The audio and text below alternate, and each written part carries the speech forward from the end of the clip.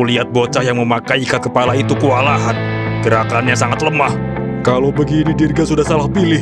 Orang pilihannya itu pasti akan kalah di pertarungan ini.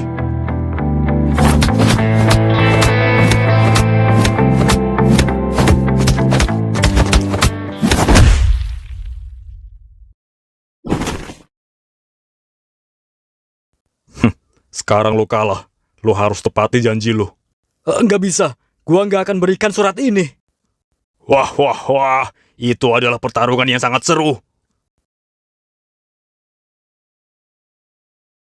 Anak muda, siapa namamu? Aku... Chris.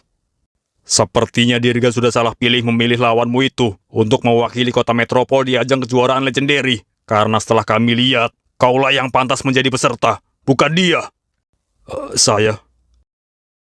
Ya, kami sudah lihat teknik bertarungmu sangat baik. Jauh lebih baik dari lawanmu itu. Jadi, apa kau bersedia mewakili kota metropol di kejuaraan legendary? Iya, aku bersedia. Tapi, aku bagaimana? Kau sudah kalah bertarung. Kau harus berikan surat hitam itu kepada Chris. Baiklah. Makasih, Nico.